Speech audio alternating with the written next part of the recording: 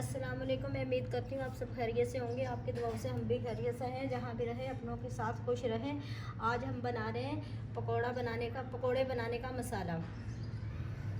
10 ग्राम कुटी हुई मिर्च लिए, 10 ग्राम धनिया कुटा हुआ लिए, 10 ग्राम ज़ीरा लिए साबुत, 5 ग्राम हल्दी लिए,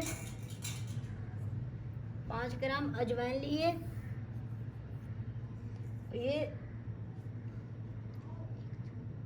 ये 1 चम्मच कसूरी मेथी लिए। अगर आप ज़्यादा पसंद करते हैं तो आप 2 चम्मच भी डाल सकते हैं। सही है। ये 5 ग्राम नमक। आप अपने हिसाब से मसाले कम ज़्यादा कर सकते हैं। जितना आपको फ्लेवर अच्छा लगे आप उतना कर सकते हैं। ये देखिए, ये मैंने जिस हिसाब से क्वांटिटी से चीज़ें डाली हैं माशाल्लाह से बिल्कुल परफेक्ट आ रहा है। ये आप मेरा मसाला देख सकते हैं। ये पकौड़ा मसाला तैयार। अगर इसमें आप चाहें तो आमचूर का पाउडर भी मिला सकते हैं। सही है। अगर आप थोड़ा खट्टा खाना चाहते हैं तो आप थोड़ा सा आमचूर का पाउडर भी मिला सकते हैं।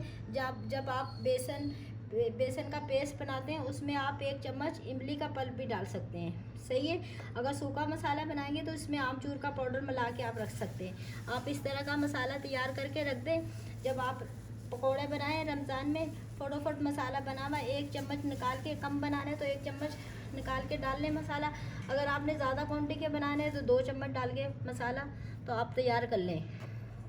ये देखिए बिल्कुल परफेक्ट आया है मसाला। ये देखिए बिल्कुल परफेक्ट चीज़ें आई हैं, कोई ज़्यादा कम चीज़ें नहीं हैं।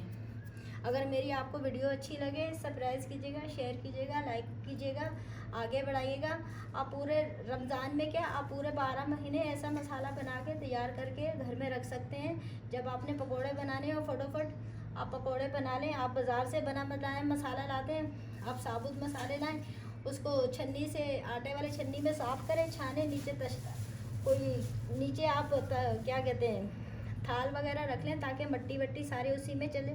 छान के फिर फ्राई पैन में हल्का हल्का सौते करके फिर बाउल में डाल के रख दें। ठंडे हो जाए तो आप फिर बन्नी में डाल के रख दें।